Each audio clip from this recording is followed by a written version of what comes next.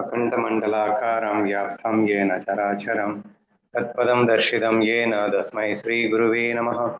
शङ्करं शङ्कराचार्यं केशवं बादरायणं सूत्रभाष्यकृतौ वन्दे भगवन्तौ पुनः पुनः। ईश्वरो गुरुरात्मेति मूर्तिभेदविभागिनि व्योमवद्यात्मदेहाय दक्षिणामूर्तये नमः। பவித்திர இந்திரியாணி நதிக்கரையில் அமர்ந்து கொண்டு மௌலி ஞானேஸ்வரன் மகாராஜின் பேரருளால் ஏகாதி பாகவதம் 9 சாப்டர்கள் முடிவடைந்து 10வது சாப்டர் என்று நாம் ஆரம்பிக்கின்றோம். முதலில் குருவந்தனம். ஓம் நமோ சத்குரு தன்வந்திரி. யாருடைய பார்வை மட்டுமே நோயை தீர்க்கிறதோ அவரை தவிர இந்த சம்சாரத்தில் உள்ள பிறவி பிணியை யாராலும் போக்க முடியாது.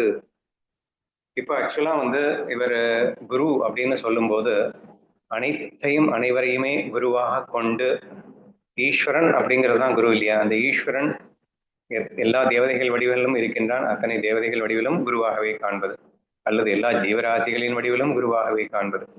தத்தாத்திரேயர்களுக்கு உண்டான குரு அப்படிங்கிறதெல்லாம் நம்ம பார்க்கும்போது இங்கே எப்படி நாம் அனைவரையும் குருவாக கண்டோம் என்பதெல்லாம் நாம் பார்த்து முடித்துவிட்ட காரணத்தினால் இப்போது தன்னுடைய குருவான ஜனார்த்தன மகாராஜை மட்டுமே அவர் குரு என்று நினைத்துக் கொள்ளவில்லைன்னு புரிஞ்சுக்கலாம். அல்லது தனது ஜனார்த்தன மகாராஜையே எல்லாரிடத்திலும் பார்க்கிறார் அப்படின்னு புரிஞ்சுக்கலாம். தனது குரு ஜனார்த்தன மகாராஜே இன்று தன்வந்திரியாக வந்திருக்கிறார் என்ற அடிப்படையிலே அந்த தன்வந்திரியின் குரு நமஸ்காரம் செய்வது போல் நாம் புரிந்து கொள்ள வேண்டும். ஓகேவா? தன்வந்திரினா யாரு அப்படின்னு கேட்டீங்கன்னா, சகல நோய்களையும் தீர்க்கக்கூடிய ஒரு தேவதையாக தன்வந்திரி என்பவர் அழைக்கப்படுகின்றார். அதனால இங்க என்ன வர்ணனை வருகிறது?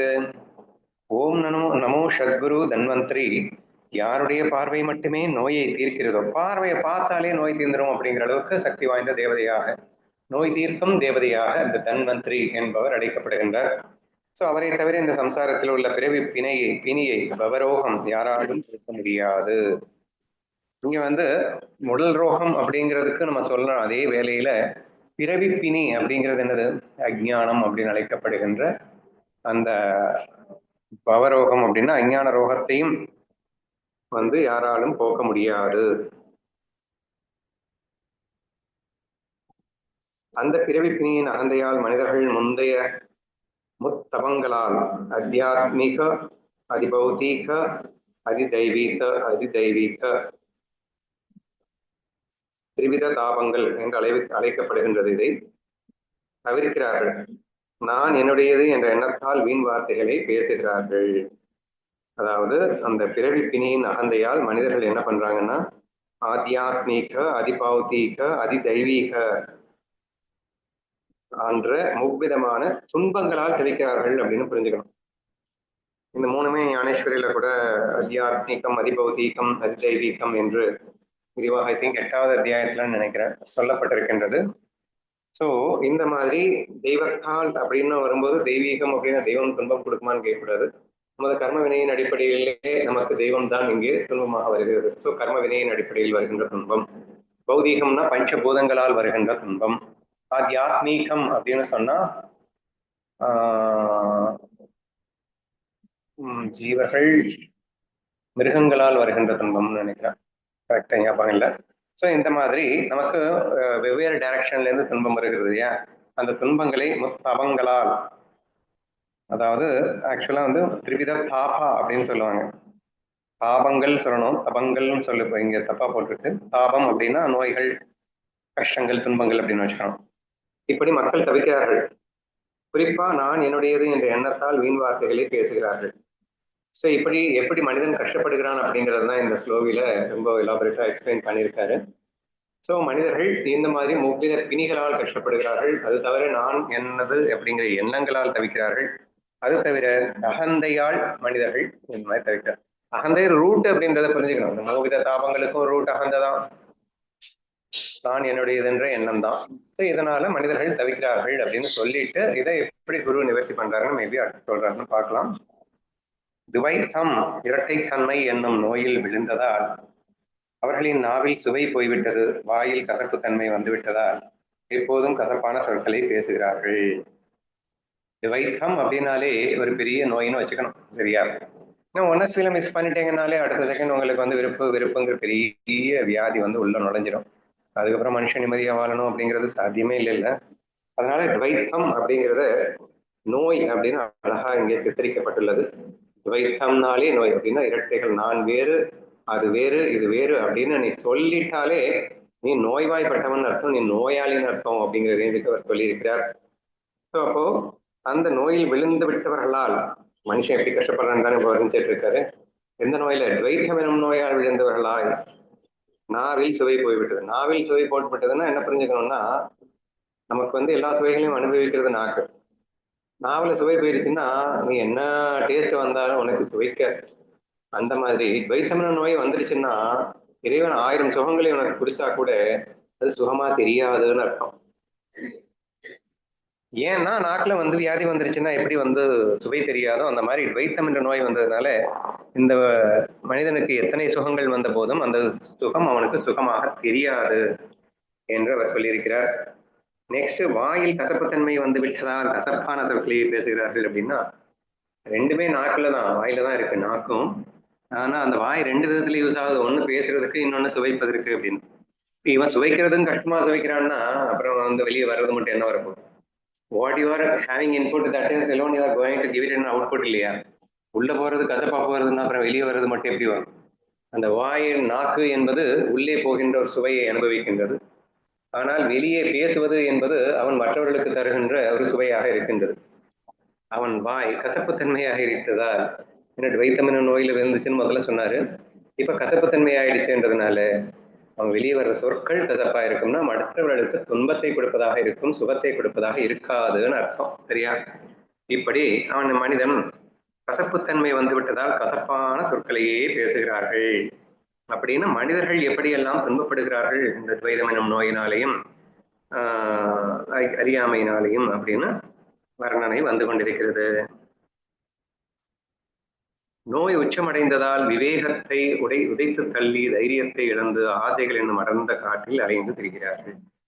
ஸ்டெப் பை ஸ்டெப்பா எப்படியெல்லாம் நம்ம மனுஷன் கஷ்டப்படுறாங்கிறது அழகா எக்ஸ்பிளைன் பண்ணியிருக்காரு. நோய் உச்சமடைந்ததால் என்னது? துவைதம் எனும் நோய் உச்சமடைந்ததால் என்னாகும்? பகுத்தறிவை உதைத்து தள்ளி. ஆக்சுவலா வந்து விவேகம்னாலே என்ன சொல்லியிருந்தோம்? ஆத்ம அநாத்ம வஸ்து விவேகா அப்படின்னு நம்ம சொல்றோம். அப்படின்னா என்ன? எது உண்மை, எது மாயை, எது பொய் என்பதை தெளிவாக புரிந்து கொண்டால் நீ பகுத்தறிவாளன் அப்படின்னு அர்த்தம். அதுதான் விவேகம்னு அர்த்தம். ஆனா இந்த துவைதம் எனும் நோய் உச்சத்தை அடைஞ்சிருச்சுல்ல. ஏப்பா ஆத்மா அநாத்மா அப்படின்னு நீங்க பாத்துட்டீங்க அப்படின்னா ஆத்மா ஒன்னே ஒண்ணு, அநாத்ம வஸ்துக்கள் தான் அப்படின்னா பொய்யாக இருக்கக்கூடிய வஸ்துக்கள் தான் அங்கே பலவாக தென்படுகின்றன. அப்ப பகுத்தறிவாக நீ பார்க்கும்போது இருப்பது ஒன்றே, அது ஆன்மஸ்வரூபம் மட்டுமே. அப்ப டுவாலிட்டியா தெரியுதே, அப்ப எல்லாமே வேற வேறையா தெரியுதே, என்ன நீ இப்படி தெரியலாமா அப்படின்னு கேட்டா அது தெரியலான்டா. ஏன்னா அது மாயையில தெரியுது, உண்மையில இல்ல மாயையில தெரியுது. அப்படின்னு எவன் ஒருத்தன் விவேகமா புரிந்து கொள்கின்றானோ, இரண்டு இரண்டாக தெரிந்தாலும் கூட அது இரண்டல்ல, அது உண்மையில் ஒன்றே தான், அந்த ஆத்ம வஸ்துவே தான் இங்கே ஆத்ம வஸ்துக்கள் போல். அதாவது இங்கே மாயையாக தென்படுகின்ற வஸ்துக்கள் எல்லாம் மாயையாக இருக்கின்றன, உண்மையில் இல்லை. அவ்வளவுதான், சோ சிம்பிள். அவை அனாத்மான்னு சொல்றதுக்கு ரீசன் என்னன்னா உண்மை இல்லைன்றதுக்காக சொல்றாரு, அது பொய் என்றதுக்காக சொல்றாரு, இது இல்லவே இல்லை என்று மறுப்பதற்காக சொல்லுகிறார். இருப்பது ஒன்றே, அது ஆத்ம வஸ்து மட்டுமே, அதுவே பொய்யாக தென்படுகிறது என்பதற்காக அது இருக்கு என்று சொல்வானேன் என்ற நோக்கிலே அனாத்மா என்ற வார்த்தை யூஸ் பண்ண. அனாத்மா அப்படின்னா இல்லைன்னு அர்த்தம், ஆத்மா இல்லைன்னு அர்த்தம். அப்ப அது இருக்கே, அப்ப தெரியுது, ஆனா அங்கே உண்மையிலே இல்லை. ஆத்மா சும்மா நாச்சுக்கும் தெரியுது டுவாலிட்டியாக என்று நாம் புரிந்து கொள்ள வேண்டும். சரியா? அப்போ இப்போ நோய் உச்சத்தை அடைஞ்சிருச்சு. என்ன நோய்? ரெண்டு அப்படிங்கிறது உண்மைன்னு நினைக்கிறான். அது வேற இது வேற அப்படிங்கிற அந்த நோய் உச்சத்தை அடையும் போது ஆத்மா அனாத்மா அப்படிங்கிறது நஷ்டமாயிடுது. ஏன்னா இருக்கிறது ஒண்ணு, அதுவே தான் எல்லாமா இருக்குன்னா அவன் அத்வைதத்திலே தான் இருப்பான். விவேகம் இருக்கிற வரைக்கும் அவன் அத்வைதத்துல தான் இருப்பான். ரெண்டா தெரிஞ்சா கூட அவன் அத்வைதத்துல தான் இருப்பான். ஆனா ரெண்டு அப்படிங்கிற நோய் அதிகமாக என்ன ஆகுதுன்னா விவேகம் நஷ்டமாயிடுது. அப்போ இது வேற அது வேறேன்னு பகுத்து, அதாவது ஆத்ம அனாத்ம வஸ்து பிரித்தறிகின்ற பகுத்தறிவு காணாம போயிடுச்சு. என்னாகும்? தைரியத்தை இழந்து எல்லா அஜ்ஞான லட்சணமும் கூடவே வந்துடும். ஒன்ஸ் அது வந்துருச்சு அப்படின்னா அப்போ பயம் வந்துடும். ஐயோ என்ன ஆகுமோ ஏதாகுமோ, ஏன்னா உண்மை நம்பிட்டான்ல, மாயை இரட்டைகளை உண்மை நம்பிட்டான்ல. இப்போ உண்மை நம்பும் போது இவனுக்கு பிடிக்காத, அதாவது உயர்வு தாழ்வுன்னு ரெண்டு இருக்கும் இரட்டைகள்ல, மாயையில. அப்போ அந்த தாழ்வு வந்துடுமோன்ற பயம் வந்துடும். அது தைரியத்தை இழக்க வைத்திடும். ஆசைகள் என்னும் அடர்ந்த காட்டில் அலைந்து திரிகிறார்கள். அப்போ தனக்கு பிடித்ததெல்லாம் தனக்கு வேணும், உயர்ந்த வஸ்துக்கள், உச்சகட்ட வஸ்துக்கள், உயர்வான வஸ்துக்கள் எல்லாம் தனக்கு வேண்டும் என்ற ஆசையும் அவனுக்கு வந்து விடுகிறது. இப்படி வெறும் விளையாட்டிற்காக மாயைக்காக தென்படுகின்ற அந்த டுவாலிட்டியை அவன் உண்மைன்னு நம்பினதுனால அவனுக்குள்ள விவேகம் காணாம போயிடுச்சோ, தைரியம் காணாம போயிடுச்சோ, ஆசை உள்ளே நுழைந்து விட்டது. So this is the way how the ajnana, the ignorance get into picture-னு புரிஞ்சுக்கணும். ஆசைகள் என்னும் சேர்க்கையில் தவிக்கிறார்கள், எண்ணங்கள் எனும் காணல் நீரிலே மூழ்குகிறார்கள், சொர்க்கம் எனும் மலையிலே ஏற முயலும் போது வேகமாக வலிக்கு விடுகிறார்கள். Again and again how we are getting disturbed by the thoughts. இப்போ ஒன்ஸ் ஆசை வந்துருச்சு அப்படின்னு சொன்னா எண்ணங்கள் கண்ணு மண்ணு தெரியாம ஓடும், ஒரு கண்ட்ரோலே இருக்காம ஓடும். அது வேணும் இது வேணும், ஆசைப்பட்டுருச்சுன்னா அது வேணும் இது வேணும்னு அடையிறதுக்கு உண்டான எண்ணங்கள் ஓடும். அப்ப எண்ணங்கள் உன் கட்டுப்பாட்டை இழந்து தாறுமாறாக ஓட ஆரம்பிக்கும். அப்ப ஸ்ட்ரெஸ் அண்ட் டெப்ரெஷன் தவிர்க்க முடியாததா ஆகிவிடுகிறது. இப்போ ஆசைதான் ரூட் எல்லாருக்கும் இல்லையா? அப்ப ஆசைகள் என்னும் சேற்றிலே தவிக்கிறார்கள், எண்ணங்கள் எனும் காணல் நீரிலே மூழ்கி. இங்க எண்ணங்கள் அப்படிங்கிறது உண்மையில இருக்கான்னா இல்ல, சும்மா நாச்சுக்கும். இப்ப கற்பனை உலகம்ன்றது இருக்கா இல்ல. அப்ப கற்பனையின் உலகம்னா என்னது? கற்பனைங்கிறது எண்ணங்களால் உருவான ஒரு உலகம். எண்ணங்களால் உருவான உலகம் உண்மை இல்லை அப்படின்னா இல்லவே இல்லைன்னா எண்ணங்கள் மட்டும் உண்மையா? அப்ப எண்ணங்கள் என்னது? சும்மா நாச்சுக்கும் மாயை அப்படின்னு சொல்லலாம் இல்ல. அதனாலதான் காணல் நீரோட கம்பேர் பண்றாரு. எண்ணங்கள் என்பது காணல் நீரை போல, அது இருக்கிற மாதிரி தெரியும் ஆனா உண்மையில இருக்காது. கற்பனை உலகம் இருக்கிற மாதிரி இருக்கும் ஆனா உண்மையில இருக்காது. அனுபவத்தையே கொடுக்கிற மாதிரி கொடுக்கும் ஆனா அந்த உண்மையிலே எந்த அனுபவமும் அங்கே கிடையாது. ஏன்னா நாம எப்படி புரிந்து கொள்கிறோமோ அப்படி இந்த எண்ணங்கள் அப்படிங்கிறது காணல் நீர் போல. ஆனா பாவம் என்ன பண்றது, அது உண்மை நம்பி அதுல மூழ்கி முத்தெடுத்துக்கிட்டு இருக்கோம் நம்ம. சொர்க்கம் எனும் மலையிலே ஏற முயலும் போது வேகமாக வழிக்கு விடுகிறார்கள். இதுல ஆசை ஒரு தலைக்கு மேல ஏறி சொர்க்கத்துக்கு போகணும்ன்ற ஆசை வேற வந்துடுது. சொர்க்கத்துக்கு போகணும்னா சும்மாவா, அதுக்கு எக்கச்சக்கமான யாகம் வளர்க்கணும், அது வளர்க்கணும்னு எக்கச்சக்கமான வேலை இருக்கு. பெரிய மலை ஏறுற மாதிரி இருக்கு. அது மலை ஏறுறது அவ்வளவு கஷ்டம், ஈஸி இல்லை இல்லையா? டப்பு டப்புன்னு அதுல பாதி விழுக்கி விழ வேண்டியது இருக்கு. இப்படியெல்லாம் அவன் துன்பத்திற்கு துன்பம் மேல் துன்பமாக அவன் பட ஆரம்பிக்கின்றான் என்று சொல்லியிருக்கிறார். பாசம் என முட்காட்டிலே சிக்குகிறார்கள், பேராசை என்னும் முள் புதரிலே மாட்டிக்கொள்கிறார்கள், சம்சாரம் என்னும் கழுத்து மரத்தில் கட்டப்பட்டு அடித்து உதைத்தாலும் அங்கிருந்து எழுந்து போக மாட்டார்கள். So how you are getting disturbed அப்படிங்கிறத இதை விட எப்படி சொல்றது? பாசம் பாசம்ங்கிற பேர்ல நம்ம என்னங்க பண்ணிட்டு இருக்கோம்? அடிக்ஷன் தானே ஆயிட்டு இருக்கோம். என் புள்ள மேல பாசமா இருக்கேன், ஏய் தாய் பாசமே உனக்கு இல்லைடா, நீ எல்லாம் மனுஷனா ஏன்ட்டு நாம கேட்கிறோம். இப்போ பாசம்ங்கிறது என்னமோ ரொம்ப ரொம்ப உனக்கு உன்னதமான ஒரு பொருள் மாதிரி. பட் உண்மையில பாசம் என்கிற பெயரிலே நம்ம ஒருவருக்கொருவர் அடிமைத்தனமாக வாழ்ந்து கொண்டு உண்மை இல்லாத வேஷத்தை உண்மை என்று நம்பிக்கொண்டு அதிலே சிக்குண்டு போய் தவிக்கின்றோம் என்பதுதானே உண்மை. அதனால அதை முட்காடு அப்படின்னு சொல்லிட்டார். பாசம் என்பது என்னது? முட்காடு, முள்ளு விளைந்துள்ள காடு. முள்ளு விளைந்துள்ள காடுன்னா என்ன அர்த்தம்? கொஞ்சம் அப்படி உள்ள போயிட்டு வந்தா என்ன ஆகும்? இழுத்துரும், உடம்பு பூரா சிக்கி சின்ன பின்னமாய் கிழிச்சு எடுத்துரும். சரியா? இன்னைக்கு ஒவ்வொரு குடும்பஸ்தனும் பாசங்கிற பேர்ல முள்காட்டிலே சிக்கி கொண்டு அவன் இங்கும் அங்கும் அலைந்து திரிகின்றான். ஆனால் உடம்பு முழுக்க கீறல் விழுகிறது. ஆனாலும் ஜம்முன்னு உள்ள வாழ்றான், அது வேற விஷயம். ஆனா இப்படித்தான் கஷ்டப்படுறான் அப்படிங்கிறத அவர் சொல்றாரு. சரியா? முள்காட்டிலே சிக்குகிறார்கள். சரி, உள்ள போயிட்டு ஏற்கனவே முள்காடு, அந்த முள்காட்டுல போயிட்டு பேராசை என்னும் முள் புதரிலே மாட்டிக்கொள்கிறார். போனது போனேன், அது கஷ்டம்னு புரிஞ்சுக்கிட்ட வெளியே தானே வரணும். ஆனா பேராசை வருகிறது. உள்ள போனாலே ஏதாவது இந்த மகாபாரதத்துல ஏதோ ஒண்ணு இருக்குல்லடா, வளையத்துக்குள்ள போனா வெளியே வர முடியாது, சக்கரவியூகம். சக்கரவியூகம், சக்கரவியூகத்துல போயிட்டு ஆஹா வியூகத்துக்குள்ள போயிட்டோம்டா, வெளியே வர நமக்கு முயற்சி, வெளியே வர தெரியணும்னு யோசனை இருக்கணும். உள்ள போயிட்டோம் அப்படின்னா சந்தோஷத்துல இன்னும் வேகமா பேராசையை பெருக்கிட்டே போனா உள்ள போய் மாட்டிப்போன்னு யோசிக்க வேணாமா? முள் புதரிலே சிக்கி கொண்டாடல. முள் காட்டுக்குள்ள போனாலே சிக்கி சின்ன பின்னப்படுத்திடும். முள்ளு புதருக்குள்ள சிக்கினா என்ன ஆகும்? அது அதை விட கொடுமை. இப்ப என்ன ஆகுதுன்னா, இப்படி முள் புதர்ல சிக்கினது மட்டும் பத்தாம இப்ப சம்சாரம் என்னும் கழுத்து மரத்தில் கட்டப்பட்டு ஏற்கனவே முள்ளுக்குள்ளதான் இருக்கு. இப்போ உன் கழுத்துல ஒரு பெரிய சம்சாரம் என்னும் பெரிய பாரத்தை தூக்கி உன் கழுத்துல கட்டிட்டு இப்போ சும்மா அடி மேல அடி வெளுத்து வாங்குறான் ஒருத்தன். ஏவன் அந்த ஆசைதான். அடித்து உதைத்தாலும் அங்கிருந்து எழுத போக மாட்டார்கள். எப்படி சொல்றதுன்னு எனக்கு தெரியல. இப்போ நம்ம கேட்கும் போது சிரிப்பால தான் வருது. அதாவது ஒருத்தன் வந்து முள்ளுக்காட்டுக்குள்ள போறான். நீ ஐயோ முள்ளுக்காட்டுக்குள்ள போறானே அப்படிங்கிற. ஆனா அவன் எப்படி போறான்? டேய் வாடா செம்மையா இருக்குடா வாங்கடா அப்படின்னு கூப்பிட்டுட்டே போறான். ஐயோ முள்ளுக்காட்டுக்குள்ள என்னடா இப்படி ஓடுறான் அப்படின்னு பார்த்துட்டு இருக்கும் போதே அவன் பேராசையை வளர்க்க வளர்க்க பெரிய முள்ளு புதருக்குள்ள போயிட்டு இருக்கான். இப்போ நீ பாக்குற ஐயோ முள்ளுக்காட்டுக்குள்ளே அவன்ல உள்ள கிழிச்சுக்கிட்டு தான் போயிட்டு இருக்கு, ரத்தம் தொட்டிக்கிட்டு இருக்கு. ஆனாலும் அவன் முள்ளு புதருக்குள்ள போறான். அடுத்து என்னடா இது கிழிச்சுக்கிட்டு இருக்குன்னா எப்படி வெளியே வரணும்னு யோசிக்காம உள்ள போனா இன்னும் பெரிய பெரிய புதரா இருக்குன்னு தெரிஞ்சுக்கிட்டு ஆனாலும் உள்ள போறான்டா. போயிட்டான். போயிட்டு என்ன பண்ணும், வேற ரேஞ்சில கிழிச்சு எடுக்கு. வேற ரேஞ்சில ரத்தம் சொட்டிட்டு இருக்கு. அப்போ ஒரு பெரிய மரம் இருக்கு. அந்த மரத்தை தூக்கி அவன் கழுத்துல கட்டிக்கிறான். ஏன்டா அந்த காட்டுல சும்மாவே நடக்க முடியாது, அவ்வளவு கிழிக்கும். இதில் தலைக்கு மேல ஒரு பெரிய பாரத்தை வேற கட்டிக்கிட்டு கட்டிக்கிட்டு சும்மா அடி படும் பாரு. ஏன்னா நடந்து போகும்போதெல்லாம் அடிதான். அடின்னா அடி, இந்த அடி அந்த அடி இல்லை, சரி அடி. ஆனா நீ வெளியில இருந்து ஏய் வெளியில ஓடி வந்துடுறா, இதுக்கு மேலேயும் உள்ள இருக்கணுமாடா அப்படின்னு கேட்டா ஓடா அவன் வேலையை பார்த்துக்கிட்டு அப்படிங்கிறானா உன்னை பார்த்து. என்றுதான் நாம் வாழ்ந்து கொண்டிருக்கிறோம். நம்மளை திட்டிட்டு இருக்க. சம்சார வாழ்க்கைனா இதுதான்டா சம்சார வாழ்க்கை.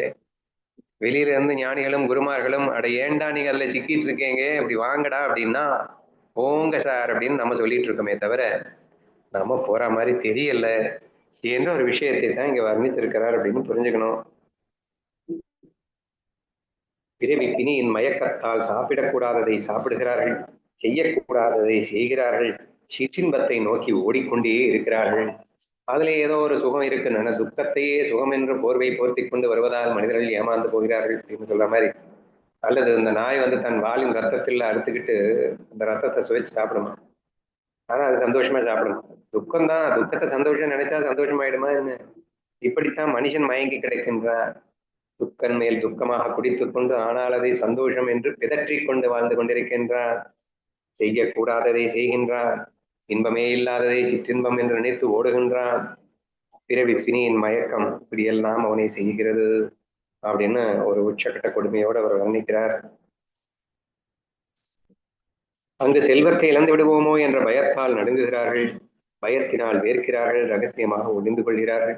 நம்ம என்னென்னலாம் பண்ணிட்டு இருக்கோம் எல்லாத்தையும் வர்ணிக்கிறாருன்னு வச்சுக்கோங்களேன். ஒருவேளை ஒரு பயங்கரமா கஷ்டப்பட்டு சம்பாதிச்சிட்டார், இந்த முள்ளு கிழிச்சு அந்த முள்ளு கிழிச்சு எல்லா முள்ளு கிழிச்சதுக்கு அப்புறமும் கூட ஏதோ ஒண்ணு வந்து உன்கிட்ட சேர்ந்துருச்சு அப்படின்னா அப்ப என்ன வருது, பயம் வந்து எக்ஸ்ட்ரா வந்து சுகம் வரல. பணத்தை சம்பாதிச்சா என்ன வரும், பயம் வரும். பயத்தால் நடுங்குகிறார்கள். எவன் அடிச்சு பிடிச்சிட்டு கொதிக்கிட்டு போயிடுவானோ, இத்தனை முள்ளு கிழிச்சு எத்தனை இது கிழிச்சு நான் கஷ்டப்பட்டு சம்பாதிச்ச பணமாச்சே, திடீர்னு எவனாவது வந்து ஒரு கிளியும் கிழிக்காம அவன் பாட்டுக்கு எடுத்துட்டு போயிட்டா என்ன பண்றது என்று பயத்தால் நடுங்கிக் கொண்டிருக்கின்றான். வியர்க்கிறார்கள்.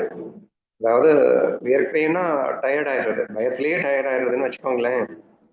ரகசியமாக ஒளிந்து கொள்கிறார்கள். பயந்து அவனால நிம்மதியா வெளியில நம்ம எப்படி சொல்லணும், சுதந்திரம் பறிபோகும். செலிபிரிட்டி ஆயிட்டா நீ ரகசிய வாழ்க்கை தான் வாழணும். ஏன்னா எல்லா கேமராக்களும் உன்னதான் பார்த்துட்டு இருக்கோம். இப்போ நீ என்னத்தை சுதந்திரமா வாழ்றது, நீ ஒளிஞ்சு ஒளிஞ்சுதான் வாழணும். அப்ப even if you achieve what you want, உனக்கு நினைச்சது கிடைச்சா கூட, பணக்காரனே ஆனா கூட, புகழன் கிடைச்சா கூட, உனக்கு மிஞ்சிறது என்னன்னா பயமும் ரகசியமாக வாழ வேண்டிய கொடுமையும் தான் உனக்கு ஏற்படுகிறதே தவிர உனக்கு எங்கடா சந்தோஷம் வருது என்று கேள்வி எழுப்புகின்றார். உடலின் மேல் போகாபிமானம், தேகாபிமானம் போகாபிமானமா மாறிடுச்சு. சரியா, அவர் அப்படியே தான் போட்டிருக்காரு மராட்டியில. போகாபிமானம் சண்டு தேகே சடே தேகி. உடல் மேல் போகாபிமானம் ஏறும்போது கட்டிலும் தரையிலும் இருக்க முடியாது. கட்டிலிலும் தரையிலும் இருக்க முடியாது. சாஸ்திர விதிகளை தூக்கி எறிந்துவிட்டு கண்ணில் தூக்கமின்றி தவிக்கிறார்கள். போகாபிமானம் வந்துருச்சுன்னா கட்டிலும் தரையிலும் இருக்க முடியாதுன்னு ஏன் சொல்றார்? தேவகா ராஹே காட்டே போயி விதி சேபாதரோனு பாகரோனி டாக்கி பாகி. சாஸ்திர விதிகளை தூக்கி எறிந்துவிட்டு, அது புரியுது, கண்ணில் தூக்கமின்றி தவிக்கிறார்கள்னா கட்டில படுத்தாலும் தூக்கம் வராதான், தரையில படுத்தாலும் தூக்கம் வராதான்டா, அப்படி சொல்லியிருக்காரு. சரியா? கட்டிலும் தரையிலும் உன்னால் இருக்க முடியாதுன்னா படுக்க முடியாது, தூங்க வராதுன்னு அர்த்தம். ஏன்னா சாஸ்திர விதிகளையும் தூக்கி குப்பையில போட்டாது கண்ணில தூக்கமே இல்லாமல் நீ தவித்துக் கொண்டிருப்பாய். உடலின் மேல் தேகாபிமானம் வந்துருச்சுன்னா இவ்வளவு கஷ்டம் நமக்கு வருது. ஒருமைப்பாடு, அதாவது போகாபிமானம்னு சொல்லியிருக்காரு, தேகாபிமானம் இல்ல. தேகாபிமானம் இருக்கிறவனுக்கு அடுத்து என்ன வரும்? போகாபிமானம் தான் வரும். போகம்னா அனுபவிக்கும் ஆசை, அதை அனுபவிக்கணும், இதை அனுபவிச்சிடணும், அதை அனுபவிச்சிடணும், அப்படி தூக்கம் எங்க வரும்? அடே எல்லாமே நான் தான், எல்லாமே சுரூபமே நான் தான் நினைச்சா தூக்கம் வரும்.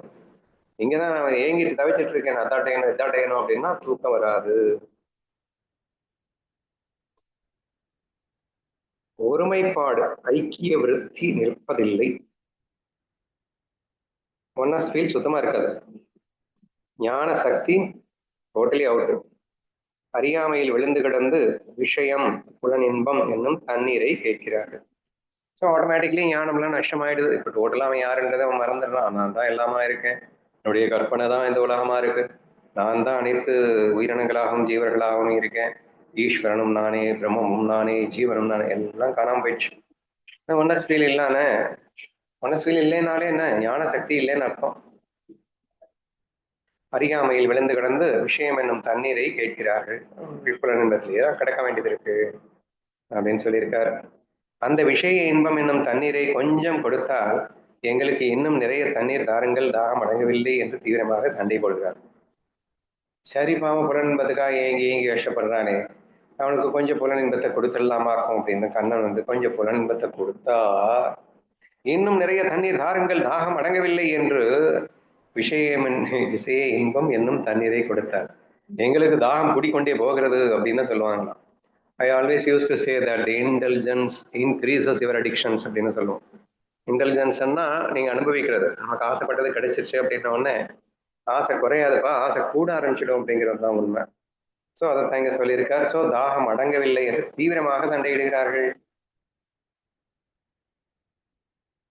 தொடர்ந்து தீய உணவுகளை உட்கொண்டதால் அது தீராத காய்ச்சலாக மாறியது. உடல் க்ஷயமடைந்து மிகவும் பலவீனமாகிவிட்டது. க்ஷயரோகம் ஏற்பட்டு விட்டது. ஆனா எல்லாத்தையும் தப்ப தப்பான சாப்பிட்டா பின் என்ன வரும்? எல்லா நோயும் வரும். கணத்திற்கு கணம் உடல் மிகவும் பலவீனம் அடைகிறது. வாழ்க்கையில் விகாரங்கள் பரவிவிட்டன. அதனால் கவலை அதிகரித்து சுகம் முற்றிலும் மூழ்கிவிட்டது. இப்ப அவன் வந்து சுகம்னு நினைச்சுக்கிட்டு தான் உள்ள ஓடிட்டு இருந்தான். நம்ம ஆளுக்கு இப்ப சுகம் கிடைக்காது. சுகம் நினைச்சு நீ ஓட ஓட என்ன ஆகும்? துக்கம் ஒரு லிமிட்டுக்கு மேல போகும்போது யூ ஹாட் எக்ஸ்பீரியன்ஸ் எனி சுகா, ஈவன் கற்பனை சுகத்தை கூட அனுபவிக்க முடியாது, மாயா சுகத்தை கூட அனுபவிக்க முடியாது. ஏன்னா அது சாயம் வெளுத்து விட்டது. அப்படிங்கிறப்போ உனக்கு துக்கம் மட்டும்தான் வரும். ஸோ உடலும் பலவீனம் அடைந்து விட்டது. விகாரங்கள் கண்ணு மனு தெரியாம விகாரம்னா டுவாலிட்டி ரொம்ப மோசமா பரவிடுச்சு. கவலை அதிகரிக்கும் போது சுகம் எங்கே போகும் அப்படின்னு கேட்கிறார். இந்த நோயின் விசித்திரம் என்னவென்றால் இனிமையான பரமார்த்தம் கசப்பாகி விடுகிறது. நஞ்சை போன்ற கசப்பான விஷய இன்பம் இனிப்பாக தெரிகிறது. இவ்வளவு நோய் வந்துருச்சு இல்ல, ஆசை போகும்னு நினைக்கிறேன். எனக்கு இன்னும் ஆசை வேணும்னு கூடிக்கிட்டு தான் இருக்கு. ஸோ இந்த நோயின் விசித்திரமா இது. பாரமார்த்தம் கசப்பாகவும் கசப்பான விஷய இன்பங்கள் அவனுக்கு இனிப்பாகவும் தெரியும்.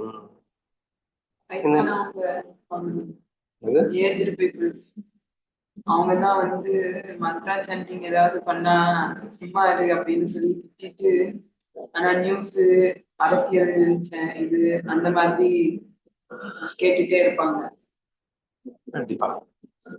இன்னமும் வாழணும் அப்படிங்கிற ஆசையும் இருக்கும். உடம்பு எல்லாம் போயிருக்கும், எந்திரிச்சு உட்கார கூட முடியாது, கஷ்டப்பட்டுட்டே இருப்பாங்க. ஆனாலும் வந்து இன்னும் வாழணும் அப்படிங்கிற ஆசை இருக்கும், சாப்பிடணும் அப்படிங்கிற ஆசை. அந்த மாதிரி அந்த நோயின் கொடுமையால் நல்ல கதைகள், சத்கதை என்னும் கட்டாயத்தை கொடுக்கும்போது கேட்பதற்கான பக்தி பற்கள் இறுகி வாய் மூடிக்கொள்கிறது. அந்த மாதிரி ஆள்கிட்ட போயிட்டு பக்தி கதையை சொன்னா என்ன ஆகும் அப்படிங்கிறார். அந்த நோயின் கொடுமையால் சத்கதைகள் என்னும் கஷாயத்தை கொடுத்தால், பக்தர்களின் கதைகள் என்னும் கஷாயத்தை கொடுத்தால் கேட்பதற்கான பக்தி பற்கள் இறுகி வாய் மூடிக்கொள்கிறது, தாடை பூட்டு போட்டு கொள்கிறது. கேட்க மாட்டான். இவ்வளவு முத்துனதுக்கு அப்புறம் வந்து ஞான விஷயத்தையும் பக்தி கதையிலையும் கேட்கவா போறான்? துளசி தேனை மருந்தாக கொடுக்கும் போது மூச்சு மேலே வரவிடாமல் தலையை ஆட்டி அதை அருவருப்பாக கருதுகிறது. அந்த அளவுக்கு நோய் முழுமையாக பரவியுள்ளது. துளசிங்கிறது பெரிய மருந்து. ஸோ அதை கொடுத்து தீர்த்தல் நாமாக்கணும். அதை கொடுத்தா கூட மூச்சு மேலே வரவிடாமல் தலையை ஆட்டி அப்படின்னு அர்த்தம். அது ஏத்துக்காமன்னு அர்த்தமா? மூச்சு மேலே வரவிடாமல், நானும் இப்படி இப்படி ஆட்டி பார்த்துட்டேன், மேலையும் கீழையும் ஆட்டி பார்த்துட்டேன். மூச்சு இன்னொரு தடவை ரீட் பண்ணி.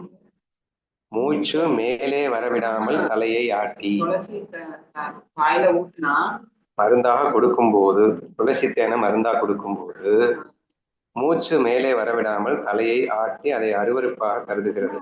இப்போ குழந்தைங்களுக்கு மடியில போட்டு அப்படியே சங்கால கொடுத்தோம்னா அப்படியே இறுக்கிக்கிட்டு அப்படியே மேல ஏறுவாங்க, எம்பி காலால மிதிச்சு மேல ஏறுவாங்க. அது மாதிரி திமிரு பிடிச்சு போய் அருவருப்பா அதை கருதுற மாதிரி.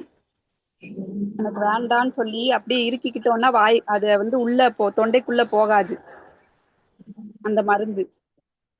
வேண்டான்னு தலையாட்டுறத அப்படி சொல்றதா எடுத்துப்போம். ஓகேவா? இப்படிப்பட்ட கடுமையான நோயை பார்த்து கருணையுள்ள ஆச்சாரியமான சத்குரு என்னும் மருத்துவர் தன் கருணை பார்வையால் நோக்கியவுடன் உடனடியாக காப்பாற்றுகிறார். தன் குரு இப்ப என்னவா மாத்திட்டாரு? தன்வந்திரியா மாத்திட்டாரு. என்ன நோய்? அஜ்ஞான நோய். அந்த நோயை ஜஸ்ட் ஒரு பார்வை பார்த்தாலே தப்புன்னு பறந்து போய்விடும் அப்படின்னு குரு கிருபையை பத்தி பேச ஆரம்பிக்கின்றார். அந்த திறமையான மருத்துவர் அறிவாளி. உயிர் போனாலும் இறக்க விட மாட்டார், உடலின்றி உயிரை வாழ வைப்பார். அவருடைய சித்தி அளப்பரியது. உயிர் போனாலும், என்ன அழகா சொல்லியிருக்காரு பாருங்க, மருத்துவர் எவ்வளவு பெரிய அறிவாளின்னா, உயிர் போனாலும் இறக்க விட மாட்டார். உயிர் போனாலும்னா உடம்பு செத்து போனாலும் அவனை வந்து சாக விட மாட்டான். அப்படின்னா பிரம்மஞானத்தை கொடுத்து அவன் உடல் அழிந்தாலும் அவனை அழிய விடாமல் அவன் பிரம்மஞானியே என்று உணர்த்தி விடுவார், அவன் ஆன்மா என்று அவருக்கு உணர்த்தி விடுவார் அப்படின்னு அர்த்தம். உடலின்றி உயிரை வாழ வைப்பார் அப்படின்னா அது ஆன்மஸ்வரூபம் என்று உணர்த்தி விடுவார் அப்படின்னு அர்த்தம். அவருடைய சித்தி மிகவும் அளப்பரியது அப்படின்னு சொல்லியிருக்காரு. மிகுந்த பாக்கியம். கதை ஞாபகத்துக்கு வருதுன்னா, இது ஒரு ஏழை வந்து ஞானிய பார்க்க போனானா. அவன் அந்த ஏழை சொல்றான், என்கிட்ட ஒண்ணுமே இல்லையே அப்படின்னு. நோய்வாய்ப்பட்டுட்டு செஞ்சுட்டு போகும்போது அப்ப வந்து அந்த குரு சொல்றாரு, ஏய் உடல்ல உசுறு இருக்குல்ல, அப்புறம் எதுவுமே இல்லைன்னு சொல்ற, உடல் இருக்குல்ல, தெளிவான அறிவு விழிப்புணர்வுன்னு ஒண்ணு இருக்குல்ல, வந்து உட்காரு. அது மாதிரி. ஸோ உடல்ல எந்த நோய் வந்தாலும் சரி, இல்ல உடலே போனாலும் சரி, உன்கிட்ட உயிர் இருக்குல்ல, அது இருக்குன்னு வச்சுட்டு அதை வச்சுட்டு விழிப்புணர்வோட நான் சொல்றத கேளு அப்படிங்கிற மாதிரி இருக்குது.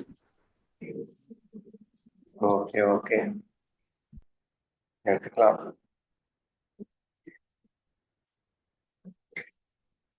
மிகுந்த பாக்கியத்தால் அவர், அதாவது ஆமை தன் குஞ்சுகளை பார்ப்பது போல கருணை பார்வை பார்க்கிறார். அதுவே நோயாளிக்கு அமுதமாகி அவன் உடனடியாக வெளிப்படுகிறான், சுயநினைவை பெறுகிறான்.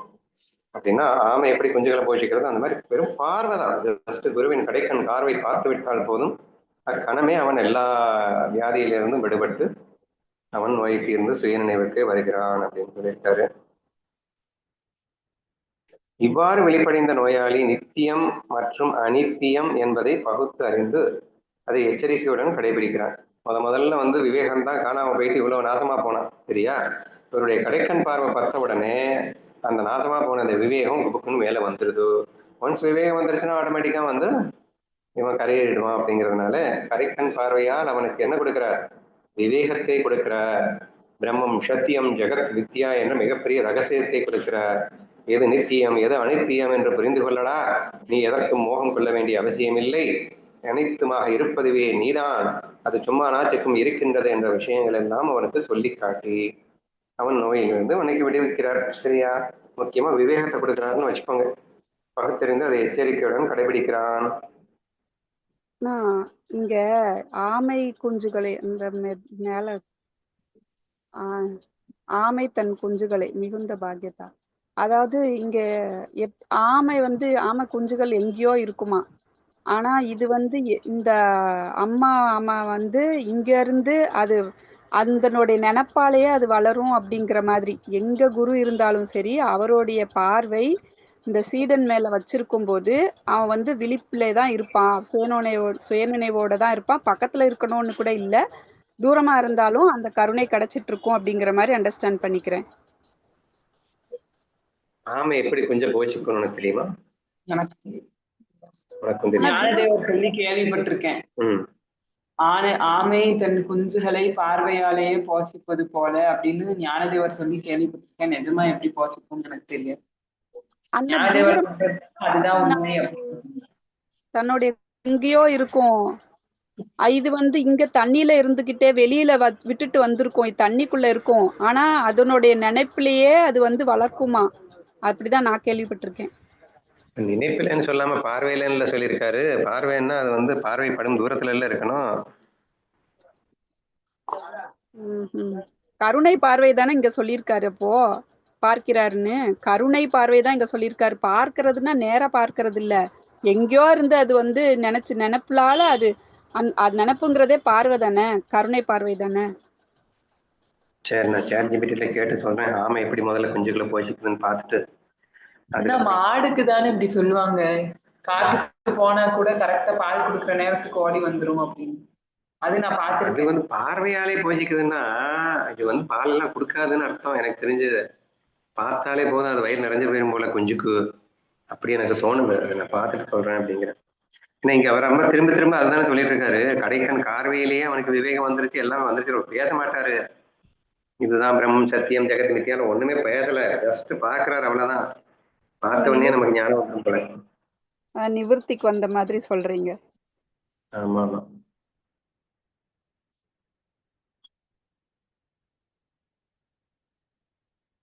அதுக்கு அடுத்து விழிப்படைந்த நோயாளி நித்தியம் அனித்தியம் என்பதை பகுத்தறிந்து எச்சரிக்கையுடன் கடைபிடிக்கிறான். ஆனாலும் அந்த பழமையான காய்ச்சலும் க்ஷய நோயும் முற்றிலும் தீரவில்லை என்பதை கண்டு சத்குரு என்னும் வைத்தியர் ரச சிகிச்சை செய்ய தொடங்கினார். ரசாயன மருத்துவம். அந்த ரசாயன மருத்துவம்னா என்னன்னு அடுத்து சொல்லுவாரு, பார்க்கலாம். அவர் பார்வையால போதிச்சாரு, ஆனாலும் முடியல போல.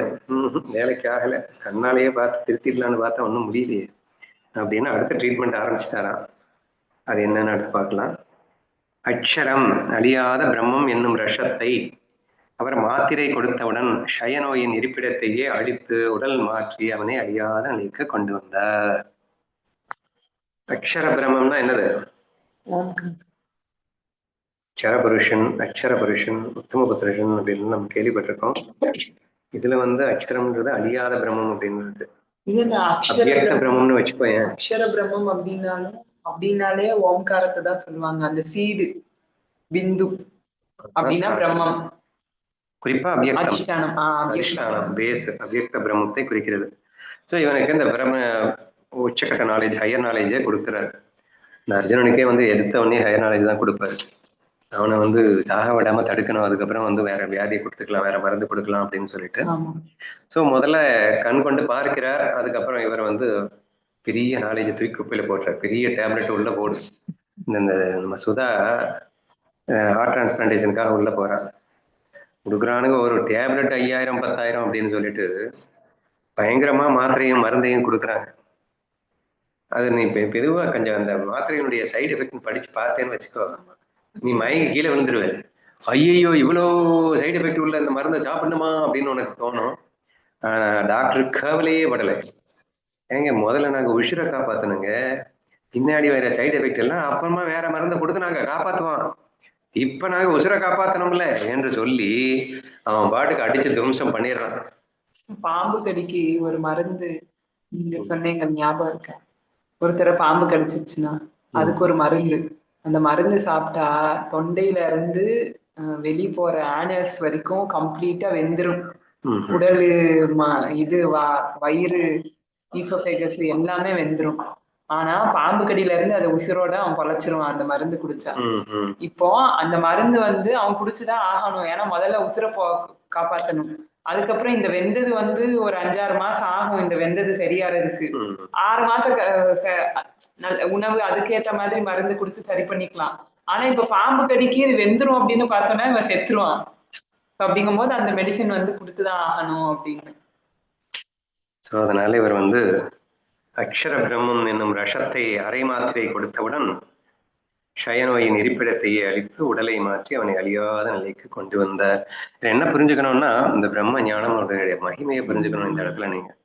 ஏன்னா அதை போட்டவொன்னே அவ்வளவு பெரிய வியாதி குணமாயிடுச்சு அப்படின்னா அப்ப பிரம்ம ஞானம் எவ்வளவு உன்னதமானது அப்படிங்கிறத நீங்க புரிஞ்சுக்கிட்டா போதும். கொடுமையான தீய பழக்கங்களை தவிர்க்க வைராகியம் என்னும் காவலையும் அனுசந்தானம் பிரம்ம தியானம் என்னும் பத்தியத்தையும் கொடுத்து பிறவிப்பினியை முழுமையாக அளித்தார். பிரம்ம ஞானத்தை கொடுத்தாலும் அனுபவத்துக்கு வந்து தியரி குடிச்சாச்சு. தியரி நான் தான் சொன்னேன். புத்தவனுக்கு தியரி கேட்டும் போதுமே அவனுக்கு சித்தம் சுத்தமாயிடுச்சுன்னு எக்ஸ்பிளைன் பண்ண கவனிச்சியா நீ? ஏன்னா அவனுக்கு ஆசையே கிடையாது. கோபிகள் ஆசையில இருக்கிற மாதிரி தப்பா புரிஞ்சுக்கிட்டான்னு வச்சுக்கோங்க. ஆசைப்படுறவங்களை பார்த்தா அவனுக்கு பதபதிக்குது.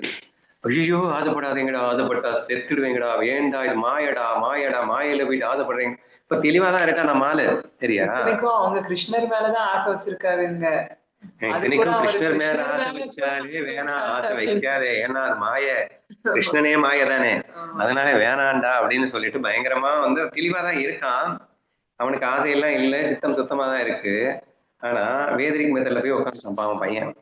அனுபவி மெத்தடும் அது இது வேற வேற ஒண்ணும் இல்லை, இதுவும் அனுபவிக்கலாம், அனுபவிச்சாலும் பிரம்மஞானம் தான், மாயான்னு புரிஞ்சுக்கிட்டு அனுபவிக்கிறது ஒண்ணும் தப்பு இல்லை என்ற அந்த விஷயத்தை அவன் மறந்து விட்டு இப்ப என்னவாயிடுச்சுன்னா அந்த பிரம்ம ஞானத்தை வைத்துக் கொண்டு பயப்படுற மாதிரி ஆயிடுச்சு. இல்ல, அது பெரிய தப்பாச்சே. அதாவது உலகத்தை பார்த்து பயப்படுறதுன்னா நீதான் மாயையா இருக்க, அதை பார்த்து நீ ஏன் பயப்படணும் என்ற ரகசியத்தை தான் அவன் கோபிகளிடமிருந்து கற்றுக்கொள்வதாக இங்கே வருகிறது, சரியா? விட்டல் பந்த் என்ன பண்ணாரு? அதான் உலகத்துக்கு மாய சம்சாரத்துக்கு பயந்து காட்டுக்கு ஓடி போகும்போதுதான் ஞானதேவன். சோ அந்த மாதிரி சோ சித்தம் சுத்தமா தான் இருக்கு. அட் தி சேம் டைம் அந்த ஞானத்திலேயே இப்ப ஒரு ஞானத்தை கொடுத்துட்டாரு, சித்தம் சுத்தமாயிடுச்சு, அவர்களும் சித்தம் சுத்தமாகிறதுக்கு ஞானம் ஹெல்ப் பண்ணணும்னு சொல்ல வரேன் நான். ஆனாலும் என்ன பண்ணணும், நீ அடுத்து பிராக்டிஸ் பண்ணணும். என்ன பிராக்டிஸ் பண்ணணும்? வைராகியம், அனுசந்தானம். அதாவது அந்த உண்மையை அனுபவிக்கிற வரைக்கும் நீ விட்டுடக்கூடாதுல்ல. உண்மையை நீ லேசா புரிஞ்சிருச்சு, பட் அதை ஸ்ட்ராங்கா புரிகிற வரைக்கும். என்னது? சிரவணம், மனனம், நிதித்தியாசனம். இப்ப சிரவணம் வந்துடுச்சு, அடுத்து மனனம், நிதித்தியாசனம் அப்படிங்கிற பயிற்சி தான் இங்கே வைராகியம், அனுசந்தானம் அப்படின்னு எடுத்துக்கோங்க. So it's keep on. நீ அதை பிராக்டிஸ் பண்ணி அதை முழுசா பிறவி பணியை முழுசா அழிச்சிட்டாரு. அனுசந்தானம் அப்படின்னாலே பிராக்டிஸ் பண்றது பயிற்சி, அனுபவ பயிற்சி ஆறுது. கண்டிப்பா. நோயாளி குணமடைந்த பிறகு அவனுடைய கடுமையான பசி எடுத்தது, அவனுக்கு கடுமையான பசி எடுத்தது. அவன் சித்த கவலை என்னும் பொரியை ஒரே கணத்தில் சாப்பிட்டு முடித்தான். புரியலையே? நோயாளி குணமாயிடுச்சு, இப்போ எப்பயுமே நல்லா குணமாயிடுச்சுன்னா பசிக்கும் பயங்கரமா, என்னால பட்டினி எடுத்திருப்போம்ல. இப்போ கடுமையான பசி எடுத்தது. அப்போ என்ன சாப்பிட்டானாமா? சித்த கவலை என்னும் பொரியை ஒரே கணத்தில் சாப்பிட்டு முடித்தான் வருது. எனவே சித்த கவலைன்னா என்ன, அடுத்த ஓவில வருதான்னு பாக்குறேன். 4 வர்ணங்கள் மற்றும் 4 ஆசிரமங்கள் என்னும் வருத்த கடலைகளை அகம் சோகம் நானே அவன் என்னும் வெள்ளத்துடன் சேர்த்து ஒரே அடியில் சாப்பிட்டு முடித்தான். வெதரிக்ல இருந்துட்டு இப்ப அணுவைக்கு வர்ற மாதிரி சொல்றாரு. சித்த கவலை அப்படின்னா ஒண்ணுமே இல்ல, உலகம் இல்ல அப்படின்னு சொல்லி வெதரிக்கு போயிட்டு அதுக்கப்புறம் திருப்பி அணுவையில, அதுதான் அப்படிதான் தோணுது. அடுத்து அவர் சொல்ற எக்ஸாம்பிள் பார்த்தா திருப்பி அணுவையில வந்து எல்லா இடத்துலயும் நான் தான் இருக்கிறேன், எல்லா இடத்துலயும் கண்ணன் தான் இருக்கிறான் அப்படின்னு பார்த்து அவர் வந்து என்ஜாய் பண்றாரு அப்படிங்கிற மாதிரி புரியுது. சித்த சித்தேச்சியா லாஹா கரி அப்படின்னு வருது.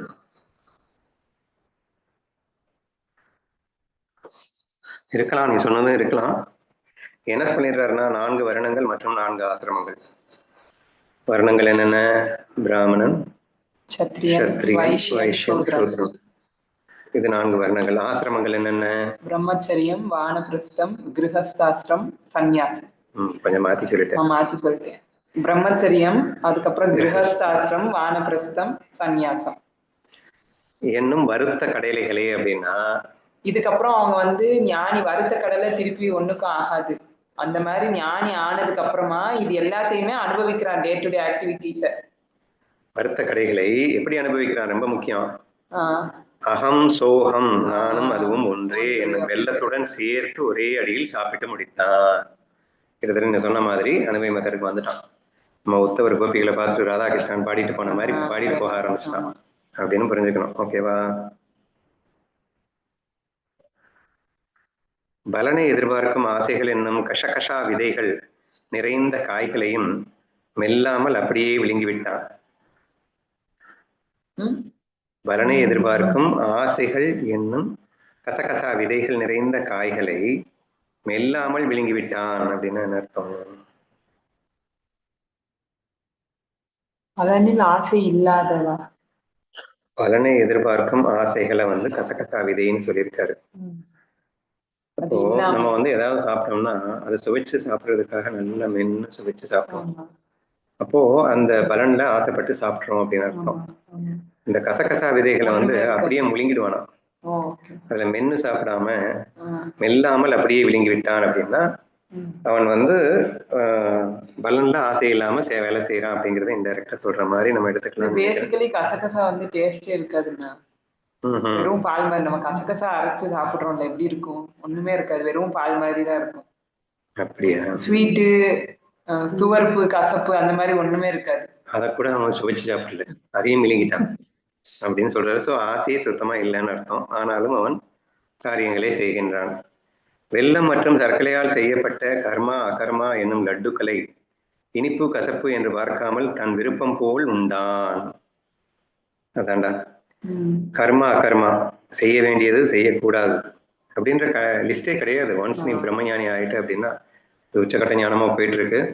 ஸோ வெல்லம் மற்றும் சர்க்கரையால் செய்யப்பட்ட கர்மா அகர்மா என்னும் லட்டுக்களை அப்படின்னு சொல்லிட்டாரு. இனிப்பு கசப்பு என்று பார்க்காமல் தன் விருப்பம் போல் உண்டான். செய்ய வேண்டியதுங்கிறது இனிப்பு, செய்யக்கூடாதுங்கிறது கசப்பு. ஆனா நம்மளால அவன் கண்டிஷனே கிடையாதுல்ல. அவன் ஞானி ஆயிட்டேன்னா இப்படிதான் இருக்கணும் அப்படிதான் இருக்கணும்னு ஒரு மண்ணாங்கட்டியும் கிடையாது.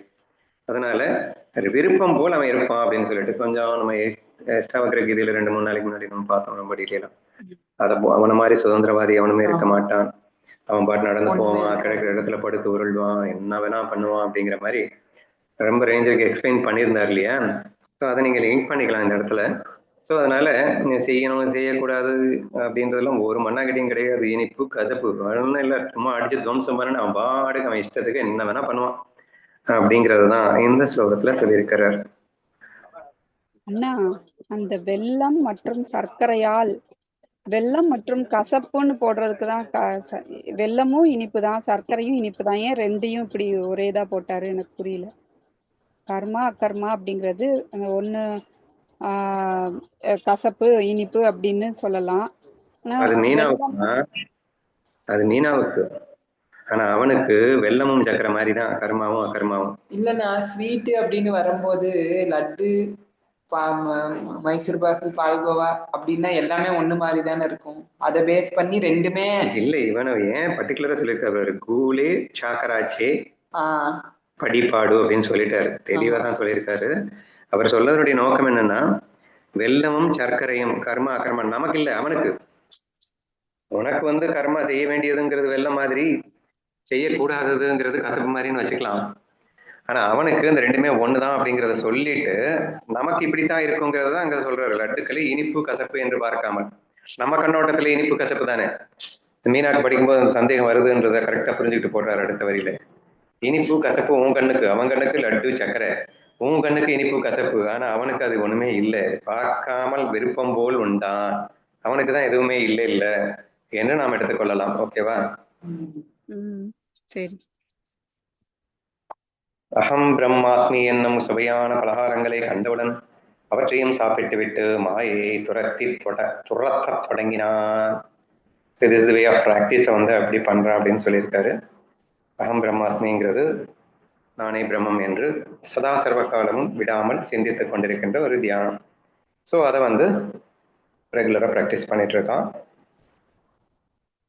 மாயையானது பயந்தோடி பொய் என நிரூபணமாகி அழிந்தது. ஆத்மானந்தத்தால் பலம் பெற்று பிறவிப்பணியை முற்றிலும் விரட்டி அடித்தான். ஒன்ஸ் மாயையை புரிஞ்சுக்கிட்டான் அப்படின்னா அடுத்த செகண்ட் அவன் ஆத்மானந்தத்தில் இழைக்கின்றான். விளைவாக பிறவிப்பினி அப்படிங்கிறது இனிமே இல்லை, அவனுக்கு பிறவியே கிடையாது அப்படின்னு புரிஞ்சுக்கணும். இப்படிப்பட்ட சத்குரு வைத்தியர் என்னை குணப்படுத்தி தைரியசாலியாக்கினார். உன்னிடம் சரணடைய வந்தபோது 4 பக்கத்திலும் நீயே நிறைந்திருக்கின்றாய். குரு வர்ணனை அப்படிங்கிறது கொஞ்சம் டிஃப்ரெண்டா நம்மளை அட்டாக் பண்ணி கடைசியில குரு வர்ணனையோட முடிச்சிருக்கிறாரு அப்படிங்கிற மாதிரி தெரியுது. ஸோ அந்த மாதிரி நமக்கு வைத்தியர் கிடைச்சு நம்மை குணமாக்கிட்டாராம். உன்னை தவிர்த்து என்னை தனியாக கருதி சரணடைய நினைத்தேன், ஆனால் நான் நீ என்ற பேதமே மறைந்து விட்டது. இப்போது உன்னை எவ்வாறு வழிபடுவது வழக்கம் போல ஆரம்பிச்சிட்டாரு. ஸோ துவைத பாவம் அப்படிங்கிறது கல்பித துவைதம் நம்ம அடிக்கடி பேசிட்டு இருக்கோம் இல்லையா, அந்த மாதிரி நீயும் நானும் ஒன்னாயிட்டேனே, அப்புறம் நான் எப்படி உன்னை வழிபடுறது, ஆனாலும் வழிபடுவேன் அப்படின்னு கல்பித துவைதத்தோட முடிக்கிற மாதிரி வழக்கம் போல முடிக்கிறாரு. உன்னை தவிர்த்து என்னை தனியாக கருதி சரணடைய நினைத்தேன். துவைத பாவத்துல நான் சரணடைய நினைத்தேன். ஆனா என்ன ஆச்சு, நீயும் நானும் ஒன்னாச்சு. ஆனால் நான் நீ என்ற பேதமே மறைந்து விட்டதே சரணாகதிக்கு அப்புறம். இப்போது உன்னை எவ்வாறு வழிபடுவது? யாருடைய ஜீவ முடிச்சுக்கள் அவிழ்ந்து ஆத்மா ராமர்களாக ஆத்மாவில் மூழ்கியவர்கள் ஆகிய மாறினார்களோ அவர்களும் காரணமற்ற பக்தி செய்கிறார்கள். இதுவே ஞானிகளின் நிலை. வந்துருச்சு பாரு, ஞான பக்தி செய்ய ஆரம்பிச்சிடுவான் அப்படின்னு. முதல்ல எப்படிடா வழிபடுவதுன்னு கேட்கிறாரா. நான் பண்ணுவேன்ல, எங்களுக்கு ஒரு கல்பனா சக்தி இருக்குல்ல, மாயையில பண்ணுவோம்ல நாங்க என்று காரணமே இல்லாமல், ஏன்னா ஒண்ணு நானதுக்கு அப்புறம் பண்ண முடியாது, ஆனா காரணமே இல்லை, ஆனா நாங்க பண்ணுவோம் என்ற ஒரு பண்ணாக காரணமற்ற பக்தி செய்கிறார்கள். இதுவே ஞானிகளின் நிலை. குரு பஜனையை விட மேலான சுகம் எதுவும் இல்லை. மோட்சத்தை பெரியதாக கருதுபவர்கள் மூடர்கள். மோட்சமே குருவின் திருவடிகளில் தாசனாக இருக்கிறது. இதை சிலரே அறிவார். கொஞ்சம் அஷ்டாவது போது. ஸோ குரு பஜனையை விட மேலான சுகம் எதுவும் இல்லை. ஆனா இங்க வந்து குரு அங்க எதுவுமே தேவையில்லைன்னு சொல்லுவாரு. இங்க குருவுக்கு மட்டும் இம்பார்ட்டன்ஸ் கொடுத்து பேசுறாரு. ஸோ குரு பஜனையை விட மேலான சுகம். ஏன்னா முதல்ல வந்து அத்வைதம் ஆயிட்டாரு, இப்ப கல்பனை அத்வைதத்துல மறுபடியும் ஆரம்பிச்சிட்டாரு. குரு பஜனையை விட மேலான சுகம் எதுவும் இல்லை. மோட்சத்தை பெரியதாக கருதுபவர்கள் முட்டாள்கள். எனக்கு தேவையில்லை, இவர் அத்வைதத்துக்குள்ள போயிட்டு மோட்சத்தை எதுக்கு தேவையில்லை, என்ன குசும்பு இவருக்கு. இவர் அத்வைதத்துக்குள்ள போயிட்டாரு, மோட்சம் அடைஞ்சதுக்கு அப்புறம் மோட்சம் தேவையில்லை, நான் வந்து கல்பனையில இப்படிதான் விளையாட போறேன் அப்படின்னா என்ன அர்த்தம்? மோட்சமே குருவின் திருவடிகளில் தாசனாக இருக்கிறது. இதை சிலரே அறிவர். இதெல்லாம் நமக்கு. அவர் என்ன பண்றாரு, கல்பித அத்வைதத்துல இருந்து கொண்டு அவர் வந்து அத்வைத ஞானியாக இருந்து கொண்டுதான் பக்தி பண்றாரு. நானே எப்படி பண்றேன்னா நீ எப்படி பண்ணணும்னு புரிஞ்சுக்கோ. மோட்சமே அவர் காலடியில தான் இருக்கு, பேசாம அவருக்கு ஒழுங்கா நீ பக்தி பண்ணு அப்படின்னு நமக்கு சொல்றதான் நான் புரிஞ்சுக்கிறேன். குருவின் பார்வையால் நாங்கள் தகுதி உடையவர்களானோம். குருவின் கருணையால் நாங்கள் பாக்கியவான்கள். குரு சேவையால் குரு துதியினால் நாங்கள் மிகவும் பாக்கியம் பெற்றவர்கள். இதெல்லாம் ஈஸி டு அண்டர்ஸ்டாண்ட். ஸோ கண்டிப்பா குருவின் பார்வை நமக்கு தகுதியை கொடுக்கிறது, கருணை பாக்கியத்தை கொடுக்கிறது, சேவை மிக பெரும் பாக்கியத்தை கொடுக்கிறது. சத்குருவின் திருநாமமே எங்களின் வேதம் மற்றும் சாஸ்திரம். அனைத்து மந்திரங்களையும் விட மேலான மந்திரம் குருவின் திருநாமமே. ஸோ எல்லா மந்திரத்தை விட மேலான மந்திரம் குருவின் திருநாமமே அப்படின்னு வந்திருக்கு. சத்குருவின் தீர்த்தமே அனைத்து தீர்த்தங்களையும் புனிதமாக்குகிறது. குருவின் திருவடிகளே எங்கள் புண்ணிய கஷேத்திரம். புகழ்ந்தது போதும் என்று நீ கூறினாலும் உனது உதார குணங்களை வர்ணிக்கும் போது என் மனம் திருப்தி அடையவில்லையே, உன் மீது ஆணையிட்டு சொல்லுகிறேன். இந்த மாதிரி பாட்டுனா குருவுக்கு பிடிக்காது. போதும் போதும் நீ சொல்ற, ஆனா என்னால முடியலையே. புகழ்ந்தது போதும் என்று நீ கூறினாலும் உனது உதார குணங்களை வர்ணிக்கும் போது என் மனம் திருப்தி அடையவில்லையே. உன் மீது ஆணையிட்டு சொல்லுகிறேன், உன்னுடைய குணங்களை வர்ணிப்பதற்காகவே நான் ஸ்ரீமத் பாகவதத்தை எழுதத் தொடங்கினேன். எனக்கு பாகவதம் எழுதணும்னு ஆசை இல்லை, இதை தாக்கா வச்சு உன்னை புகழணும்னு ஆசையில தான் நானே எழுதிக்கிட்டு இருக்கேன். அப்புறம் நீ வேணான்னா எங்க போவேன் அப்படின்னு கேட்கிறார். நீயே என்னை பக்தி மார்க்கத்திலும் உன் கதைகளை பாடுவதிலும் ஈடுபடுத்தினாய். கடைசியில நான் பண்ணல, எல்லாம் நீதான் பண்ற. ஞானதேவர் நிவர்த்திய பார்த்து சொல்ற மாதிரி. ஆமா. சத்குரு ஜனார்த்தனா, வெல்க பிறவி என்னும் யானையை அடிக்கும் சிங்கமே, நான் உன்னிடம் தனியாக சரணடைந்து உன் திருவடிகளை அடைந்தேன் அப்படின்னு மறுபடியும் சரணடைகிறார். எனக்கு பாகவத சாஸ்திரம் கிடைத்தது, அதன் சாரத்தை கேளுங்கள். ஸ்ரீ கிருஷ்ண பகவான் உத்தவருக்கு மேலான பரமார்த்தத்தை உபதேசிக்கிறார். போதும் நினைக்கிறேன். So we will continue from tomorrow. குருவந்தனத்தோட இன்னைக்கு நம்ம ஸ்டார்ட் பண்ணோம்.